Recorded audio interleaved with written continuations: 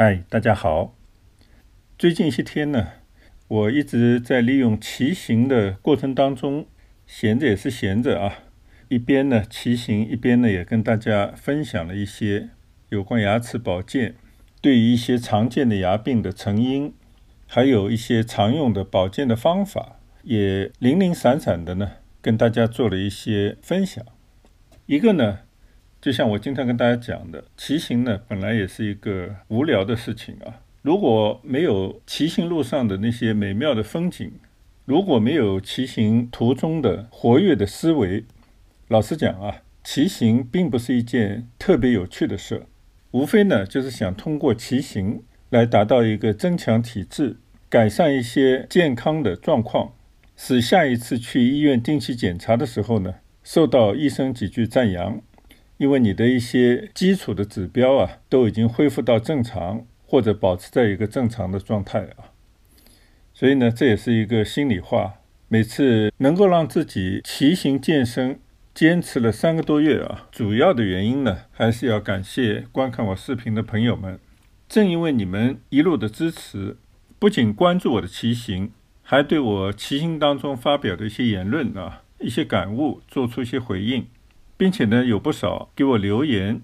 表达鼓励，甚至呢也会提出一些同感，或者是同样也困惑大家的一些问题啊。尤其是最近一段时间呢，我增加了一些骑行途中有关牙科保健方面的一些话题的慢聊。原因呢，就是我刚才说的啊，就是为自己骑行过程当中呢增加一些佐料，增加一些乐趣，同时呢又希望能够用我常年积累下来的一些牙科医疗方面的经验呢分享出来，让大家呢觉得有益，对大家的牙科保健呢产生一些启发，最终呢希望影响到一部分人，当然希望说这样的人群将来越多越好，都能够呢在一个正确的牙齿保健的理念的指导之下，学会自己管理自己牙齿的健康，同时呢培养起自己和自己的牙医之间的良好的关系，使得在牙医和大家共同的努力下呢，一直能够保持自己有一口完美的牙齿，到老呢都可以享受美食，追求生活中的时尚，让自己的人生呢更有意义。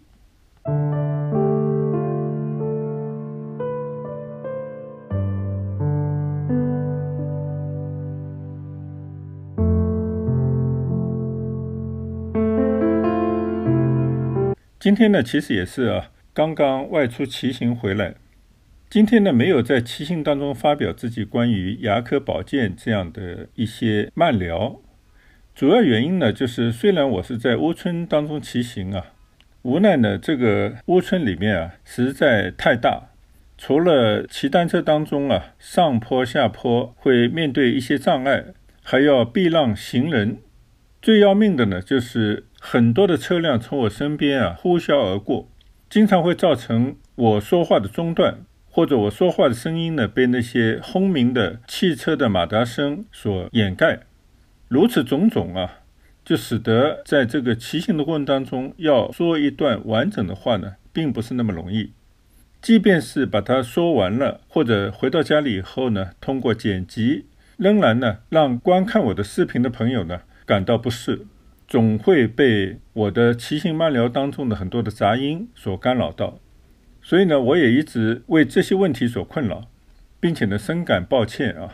所以呢今天干脆就回到家来尝试一下，用这个摄像机呢来跟大家说一些我想跟大家说的有关牙科保健的一些话题，聊一聊我想跟大家说的一些话，然后的话呢看看能不能跟我骑行途中的一些画面或者呢找一些其他的背景呢把它剪辑成一个视频，这样的话呢最起码说话的声音呢就可能会变得更清晰一些。另外呢由于这几天好像是有一些感冒的症状所以嗓子呢多少有些沙哑，可能效果呢也会打一些折扣在这边呢也先跟朋友们说声抱歉。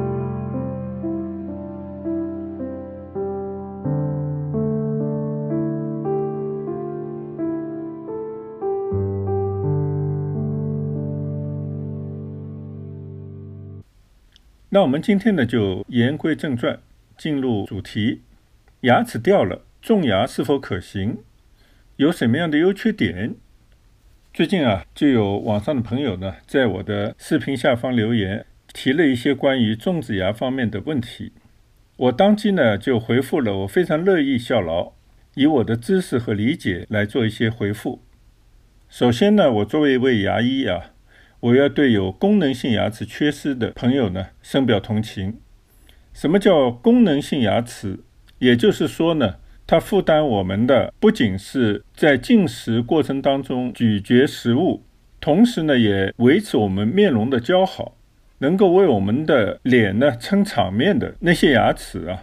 我们就把它归类为有功能的牙齿。也有一些牙齿，比方说我们的智慧齿，有些智慧齿呢它是半埋藏在骨内或者完全埋藏在骨内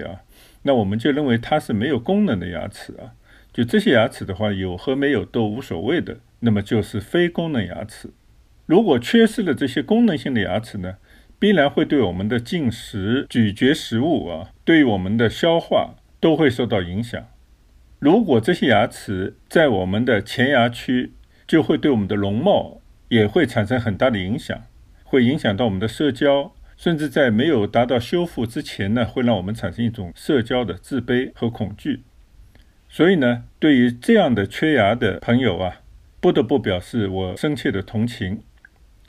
引起缺牙的原因呢，各种各样难以一概而论。我想呢，等以后有机会的时候呢，我再和大家来进行一个整理归纳。那今天呢，就不展开来说为什么会造成缺牙，我们还是直奔主题吧。先说结论，我在行医的几十年的过程当中遇到过很多缺牙的病人，但是呢，得到种牙修复的其实仅仅只占少数。虽然呢，种植牙在中国已经逐渐的普遍，这个当然是因为我们牙医们的不遗余力的宣传，我们医疗机构的不断的推广，当然也包括那些种植牙的器材商的大力的营销。不管怎么说呢，其实我们现在的中国人对于种植牙这个概念呢，并非一张白纸，大家呢起码都知道有这么一回事，而且呢也知道这是一个缺失牙修复的选择。虽然说大家都了解了种植牙这么一回事，但是真正能够成为像西方国家那么普遍用种植牙来代替以往的牙桥和活动牙，重建类似真牙的或者说一种仿真的牙齿，并且在功能上呢并不输于天然牙的这种修复方法，其实还有漫长的路要走。所以我们中国的牙医呢还任重道远。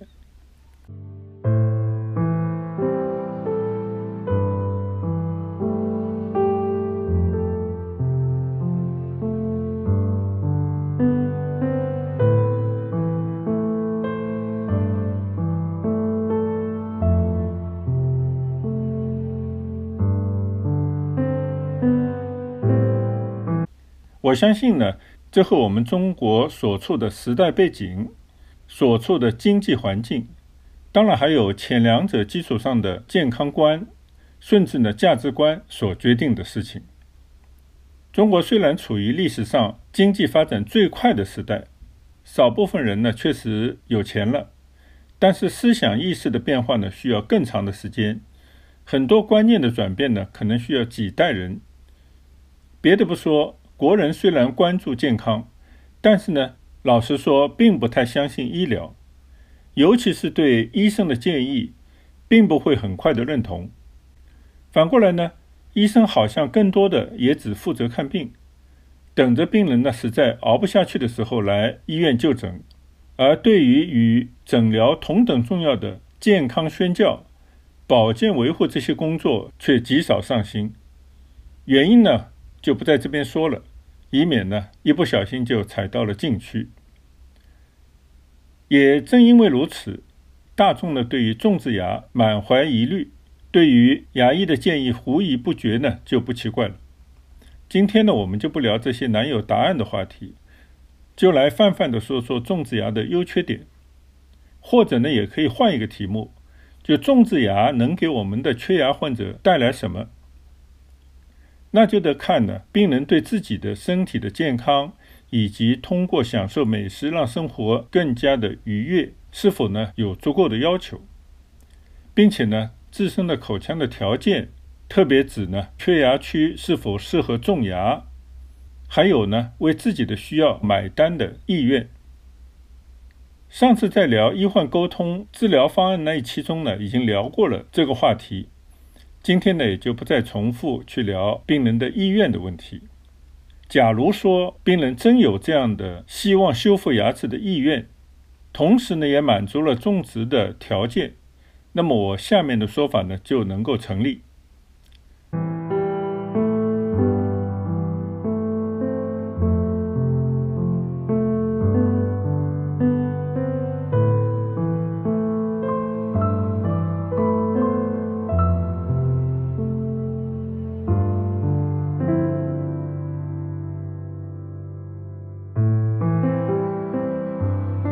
第一呢，种植牙修复是科技进步带来的牙科的革命性的对于缺失牙修复的最佳选择，如果不考虑其他因素，应该作为首选。第二，基本上可以说种植牙称得上人类的第三副牙齿。西方人呢，很多人都有宗教信仰，他们一直觉得呢，人就是上帝创造的，对于上帝创造的人体的精妙一直赞叹不已，特别是对我们人类拥有2副牙齿，也就是小朋友的乳牙的牙列和我们要用一辈子的大人的恒牙的牙列这件事呢，一直津津乐道啊。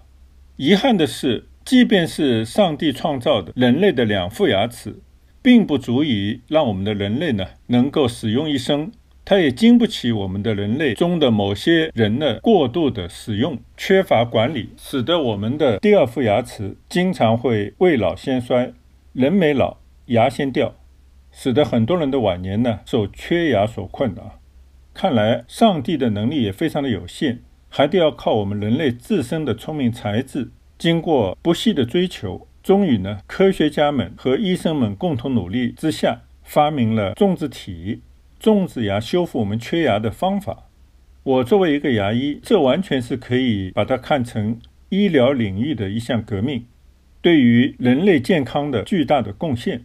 甚至可以把种植牙称之为人类自己创造的第3副牙齿。因为种植牙修复呢，无需造成邻牙的侵入性的损伤，就能够恢复牙齿乃至牙列的功能，而且呢，最大程度类似天然牙的形态，在功能上也绝不输于天然牙齿。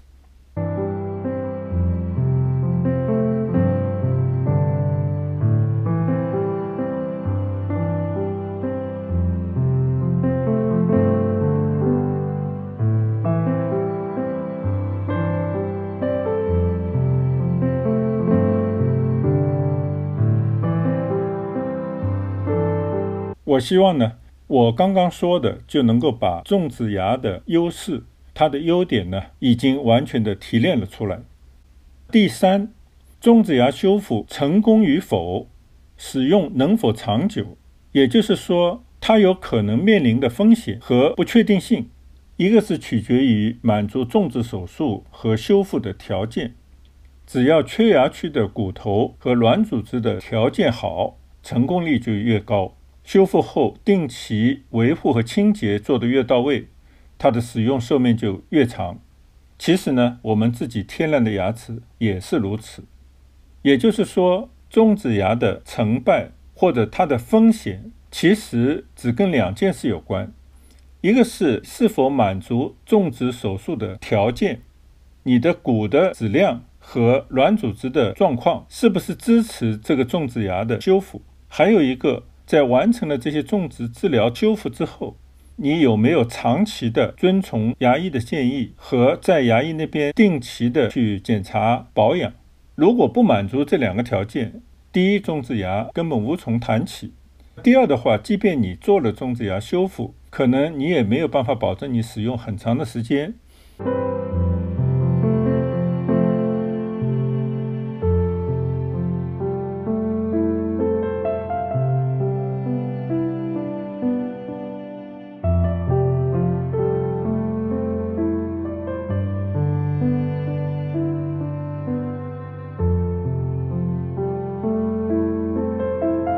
第四，种植牙技术呢，经过了50来年的发展，虽然呢已经日臻成熟，就像任何一种技术任何一种手术方法一样，没有100%成功的保障，更不可能呢适合所有缺牙的患者。所以呢，我们不能人云亦云。某位人士说，我做了种植牙的手术，做了种植牙的修复，现在感觉特别好，我们也想以此类推，追求和别人一样的结果。就像前面我们已经聊到，每个人的牙齿的状况不同，缺牙区的状况不一，甚至每个人对种植牙的理解和后期的维护行为的差异，都不可能让我们的每个人得到的种植牙修复的结果完全一样。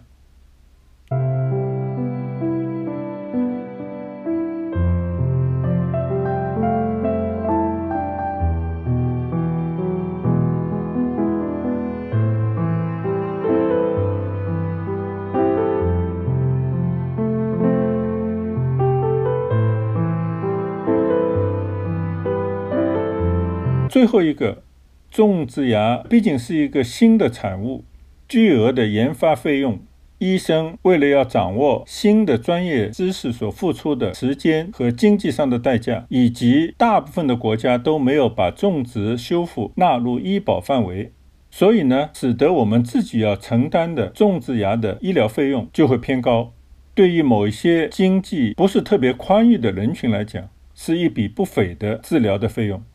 所以呢，也需要我们病人，即便是对于一个非常优良，只要符合条件，就有可能产生一个非常好的结果的这么一种修复的方法，我们也都要三思而行，因为必须要做出一个经济上的取舍。